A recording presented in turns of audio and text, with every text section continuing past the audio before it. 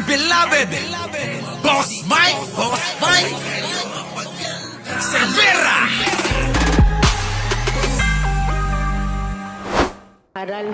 Kasi babalik na ang Panginoon, tapos si Pastor Kibuloy mag-glorified na. So nagulat ako kasi masipag yun mag-aral. Sabi ko, anak, kahit pa mag-glorified si Pastor Kibuloy or bumalik ang Panginoon, magpatuloy ang mundo, hindi totoong matunaw ang mundo. Kailangan mong mag-aral kasi yun ang tama. Dahil Yan. Ang mga sinusuportahan nila Banat Bay at ang grupo niya, si Kibuloy. Si Kibuloy na nagkaroon ng issue na maniniyot ng mga minor. Putik na yan mga kababayan, 12 anyos, 13 anyos, 14 anyos, 15 anyos, yun yung mga trip, ni Kibuloy. Na idol nila, Banat Bay at kasamahan niya. Kaya yung ibang kasama ni Banat Bay, ayun, ang niyot-yot, yung minor. 13 anyos, 12 anyos noon. Ang inang yan, mga kababayan. Uy, yung titi mo ba ganito lang? Tanginan, laki-laki ng katawan mo, laki-laki ng ulo mo. Titi mo ganito? Tanginan yan. Ha? Nahihiya ka ba? Puta, balat na lang yata yan titi mo eh. Di ba? Tuloy. minor ka. Tapos hanggang sa hindi ito na yung gusto ko. Magtinda na lang habang buhay para sa anak, para kay Pastor Kibuloy, kay gusto doon Kita ng niyo? parating sa seventh heaven. Pinaka-worst na, sinabi ni isang anak sa isang ina, Mama, hindi naman talaga kayo ang tunay na may-ari ng buhay namin. Kita niyo? Ginamit lang kayong instrumento ng Diyos para mailuwal kami. Ganyan kayo ginagawang uto-uto. Tignan ninyo, minamanipula ang mga isip ng mga kampo ni Digong ni Kibuloy. Ayan kita niyo yung pagpapatotoo ng nanay? Pero ang nagmamay-ari sa amin si Pastor Kibuloy, ang anak ng Diyos. Kita niyo? Ayan putang inan to Tang ina mo, Kibuloy! Diba mga kababayan ko? Ayan, si Kibuloy idol ng mga DDS.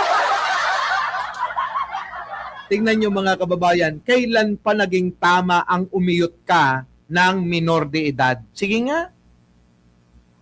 Tanong ko sa inyo, kailan naging tama ang umiyot kayo ng minor de edad? Sige nga mga kababayan. Minor de edad. Puta, hindi nyo man lang pinaabot ng 18, 19. Diba? Buti pa kami. Kailangan, patingin ng ID. Tayo na itong mga ito, mga kababayan, sige, kayo mga dide, sagutin nyo yung mga tanong ko. Ha? Tangina, hindi nga masagot-sagot ni Robin Padilla yan, eh. Kailan naging tama ang putang ina mo umiyot ka ng 12 anyos, 13 anyos? Sige nga, kailan naging tama yung gago ka? Nakakadiri ka, putang ina. Diba, mga kababayan ko? Mga kababayan, pagkaisipin nyo, puta, hindi pa nireregla. Binabarurot na nila. Nakuha nyo? Hindi pa nireregla yung pobreng bata, 12 anyos, 13 anyos, binabarurot na, netong mga kasama ni Banat Bay. Tanginang yan. Kailan? Kailan naging tama yan? Paliwanag nyo nga. Tanginang yan. Katulad ito kasi idol nila. Idol kasi namin. Siguro ang kakatwiran nila. Anong pake mo? Idol namin si Kibuloy. Kay Kibuloy pwede, sa amin hindi. Parang ganun mga kababayan. Kay Kibuloy pwede, sa amin hindi. Ang inang yan. Grabe, no? Mama Nes, Walang pahinga-pahinga. Ngayon nga lang ako nakakabuelo na eh. Ilang araw tayong hindi nakakapag-content dahil kay Mima. Ngayon lang ako babawi eh. Di ba? Michael Alwag. Kayo. Kayong mga DDS kung nasa katinoan pa kayo, kailan naging tama na umiyot kayo ng 12 anyos, 13 anyos, o kinang ina nyo? Kailan naging tama yan? Yan lang isang katanungan. Oh, di ba? Sa isang katanungan lang na yan. Kailan naging tama? Di ba? Hindi pa nire-regla yung bata. Tang inang yan. Wala pa nga sigurong buhok yun. Di ba? Wala pang buhok, mga kababayan. Niyot-yot na nila. Di ba? Oh, 18 ang tama kay Boss Mike. Yun! Arnold Lopez. Pag wala pang 18 anyos, hindi mo matitikman si Mike Cervera.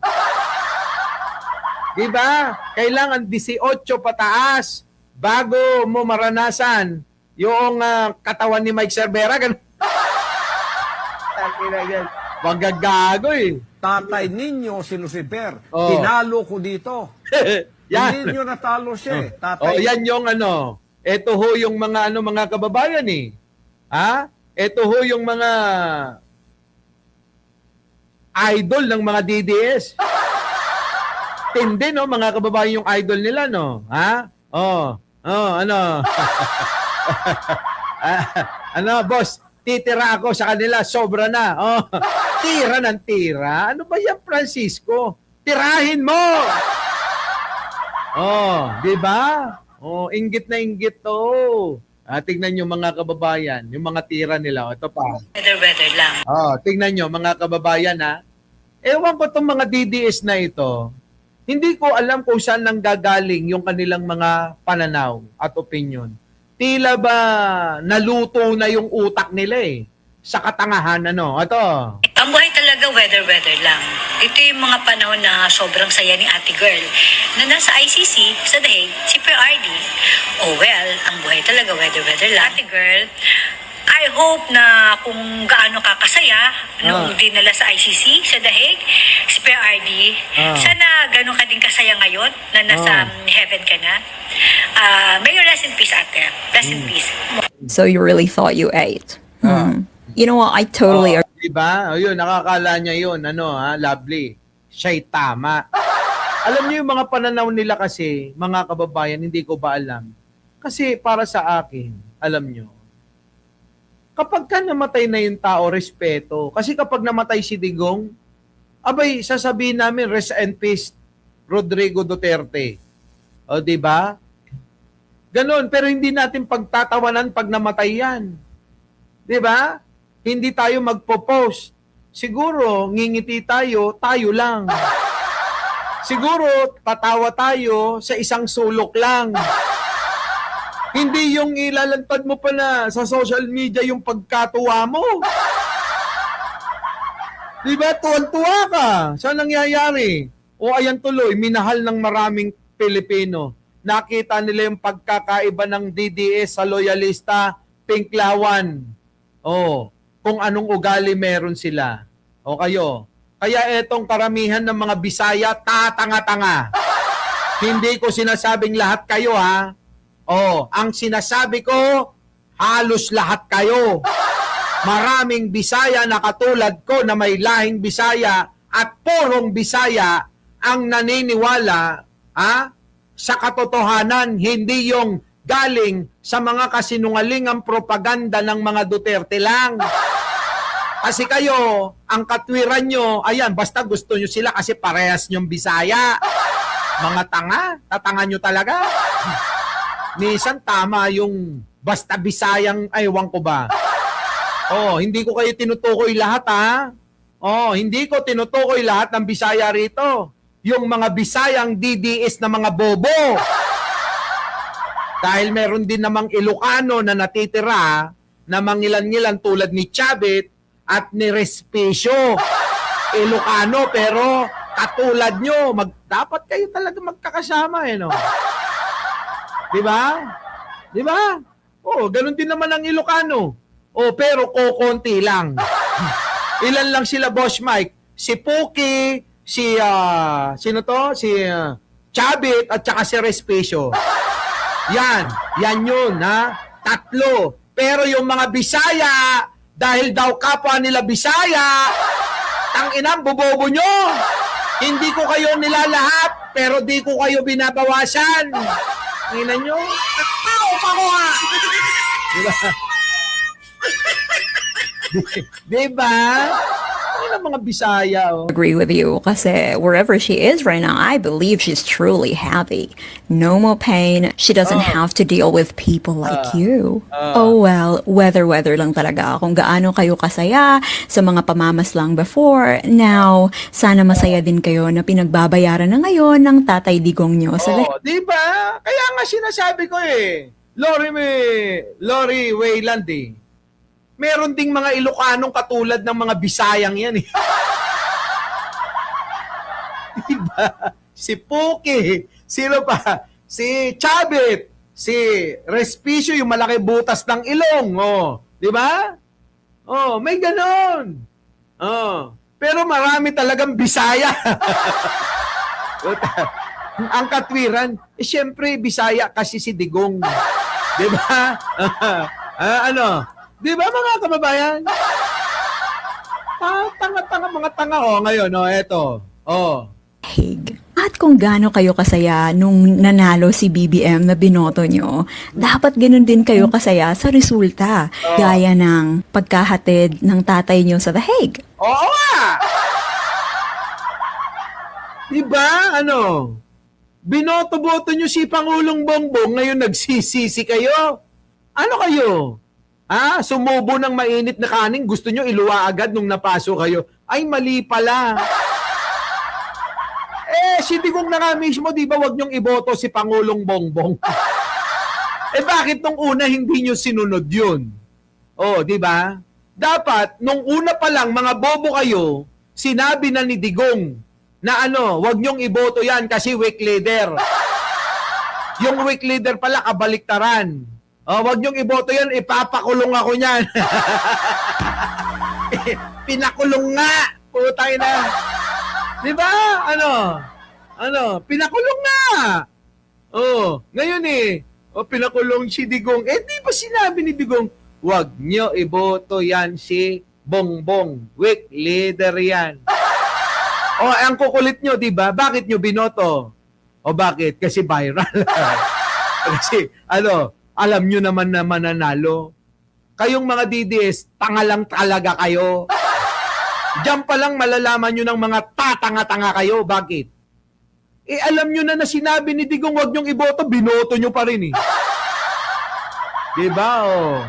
Diba mga kababayan? Alam nyo na. Alam nyo na yun. Pero pinagpilitan nyo pa rin yung gusto nyo. Bakit? Meron pa kayong ganun. Sabi lang yan ni Tatay Digong. Alam nyo naman si Tatay Digong eh. Di ba? Chess master yan eh. Magaling yan sa strategy yan si Tatay Digong eh. Tangina. Totoo yan mga kababayan. Oo. Ang daming mga nagsasabing mga DDS na mga vlogger nandoon na ngayon, diyan nasa kanila. Magkakasama kami sa GC noon. Sabi nila, paano yan? Si Digong, sinasabing weak leader si Pangulong Bongbong, sinisiraan. Di ba? Sabi ng mga DDS vlogger, putangin na nyo, aminin nyo to, Ano sabi nyo? Strategy lang yan eh. Tatay Digong, BBM talaga yan. Putangin na nyo, pinaniwala nyo yung sarili nyo? Sinasabi na nga namin na hindi yan strategy. Ayaw ni Digong kay Pangulong Bongbong. Tama? Ano nangyari? Di ba? Kaya ngayon tinatawag kayong tanso ni Banatbay. Ano nangyari? Di kayo yung nag-aaway. Di ba? Tingnan nyo naman ang samahan natin dito. Walang awayan. Di ba? Tignan nyo mga kababayan na samahan natin dito. Yung mga bulok, tinatanggal natin. Kita nyo. Diba? Wala nang mga career. Yai Chang, Pachuchay, Marian Tomas, Diba? Yung mga marurumi. Dito, sa kampo ni Pangulong Bongbong Marcos na mga vlogger, winawalis.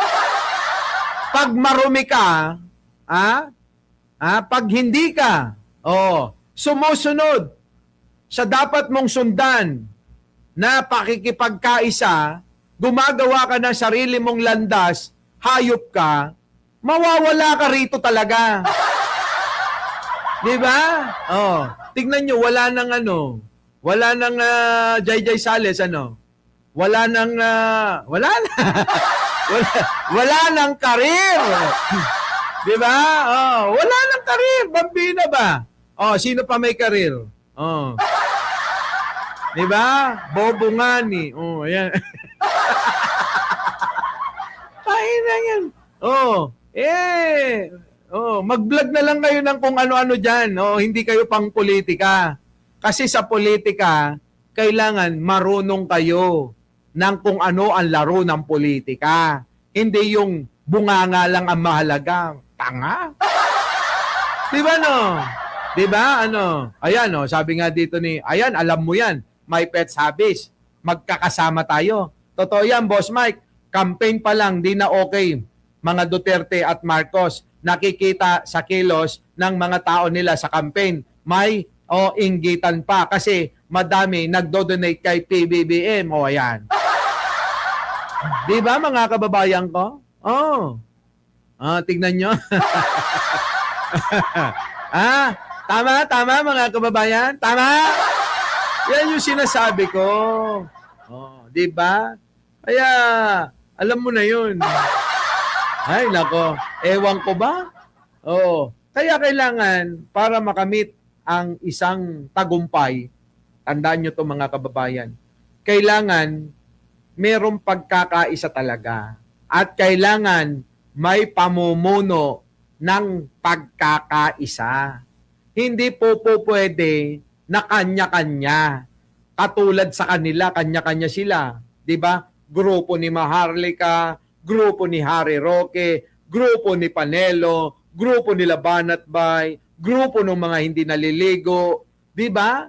Kanya-kanya sila, nagbabanatan sila eh.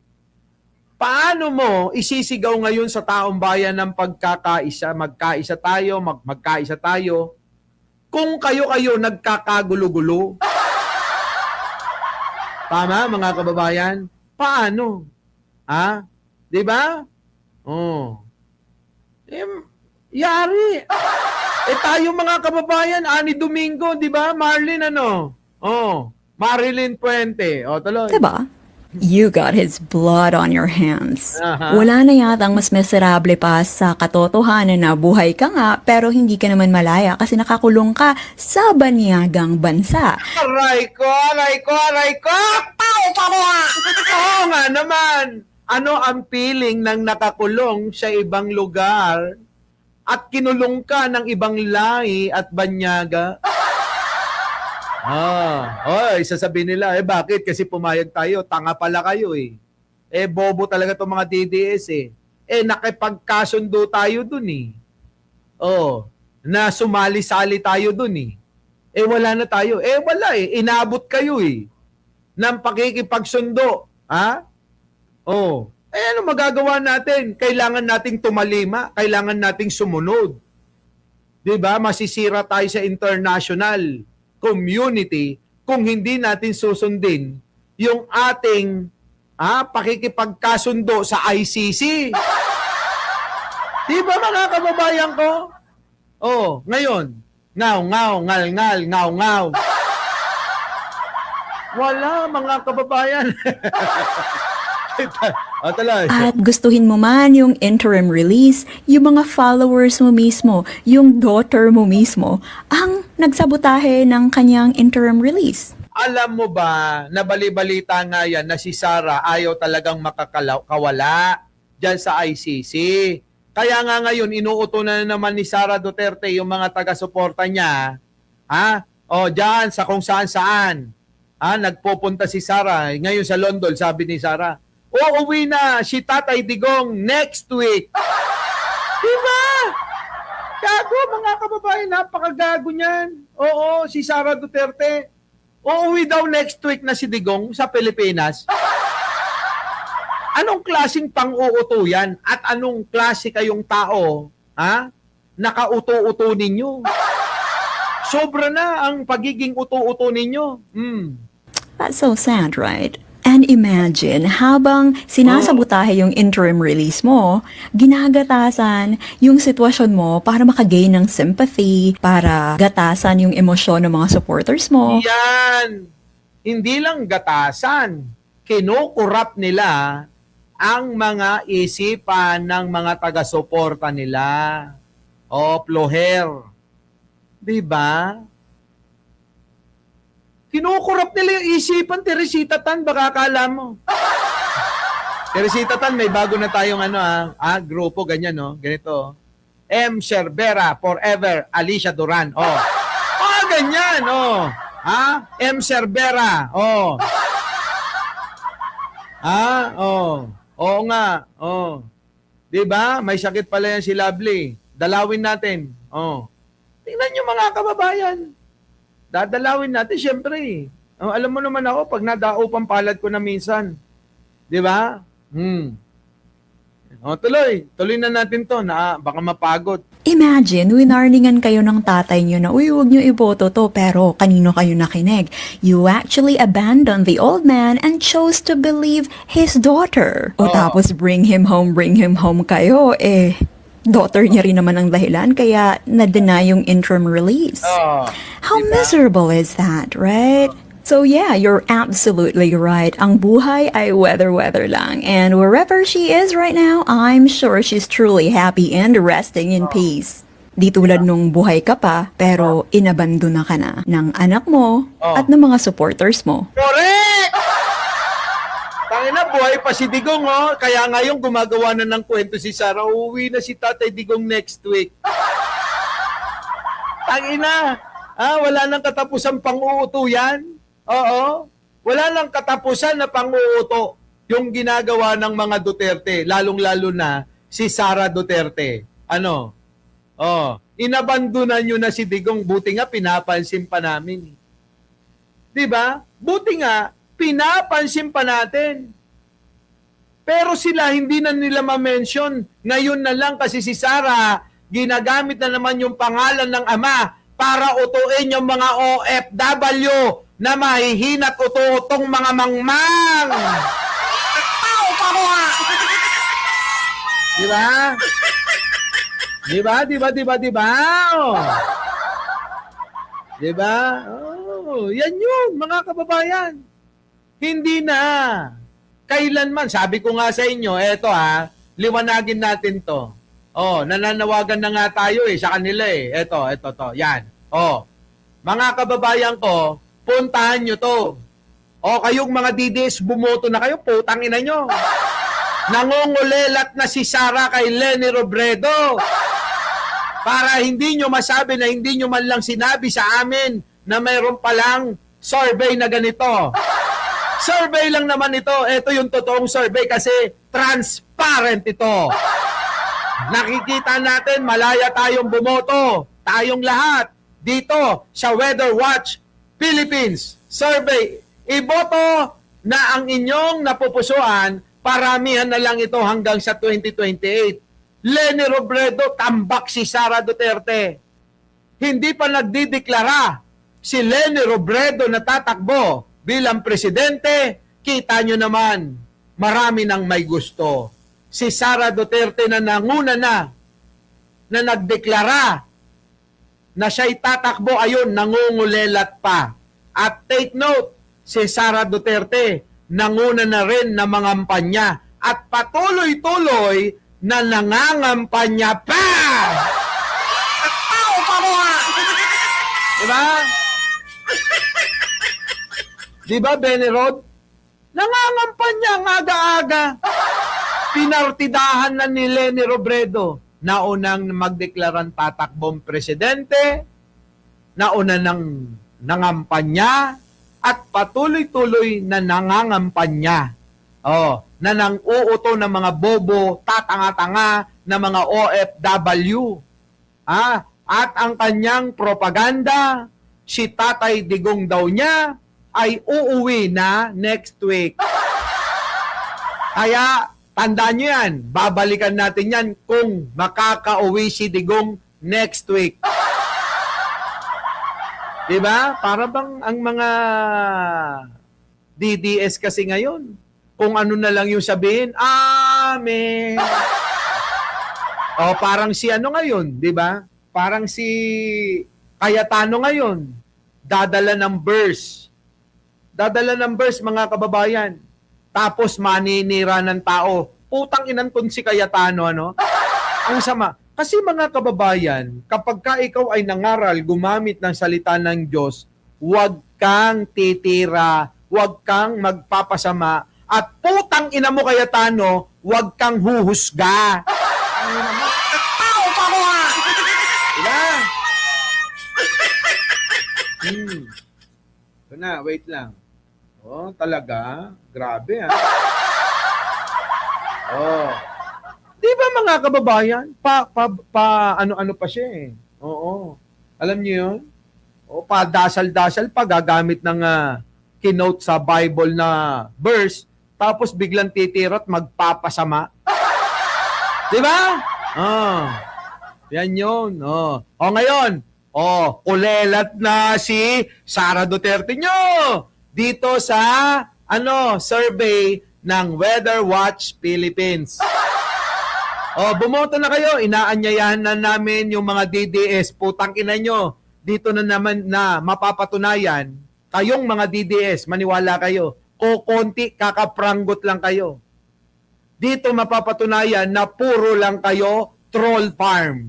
Isang nagmamaneobra, libo-libo ang hawak na account. Tama mga kababayan? Tama? Ganon kasi. Ang mga DDS na nakikita nyo, puro comment lang ng ha. Hawak yan ng troll farm. Nasa isang building sila, tapos ang ginagawa lang nila ganyan. Kaya kung inyong makikita, parang uniform, di ba?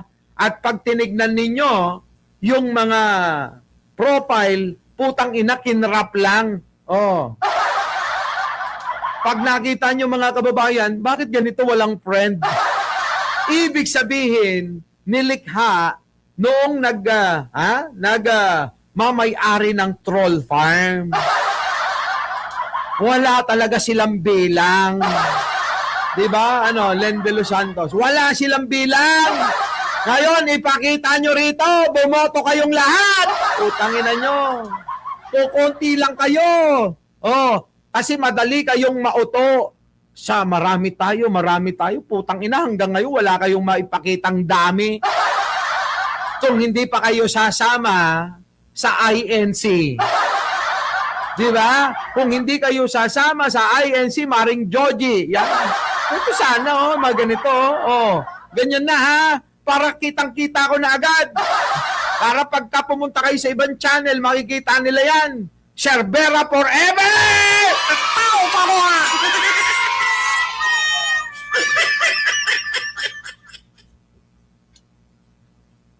Samantalay na natin yung Sunday, mamaya magmingi na naman ako ng tawad. Diba no? Mga kababayan, Ayan na, nagpaulan na si Lori Wayland. Diba? Ayan na, tingnan nyo, mga $200. Mayaman siguro to. Nako, Lori Wayland, wag kang, wag kang pupunta sa DDS. Nako, baka gusto mo maging biktima ng parang Norman Mangusin. Di ba Bambina, no? Pagka ito si Lori, taga-suporta doon sa kabila, magiging biktima ng parang Norman Mangusin ito.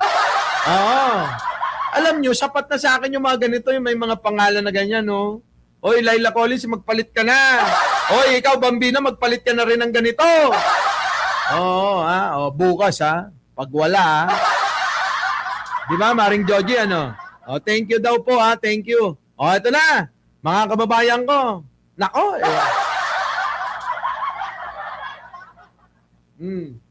shit. Shout out. Ewan ko mga kababayan kung anong klaseng mga utak meron nito Diba? O ayan, o ano ngayon ang masasabi nila dyan? Our beloved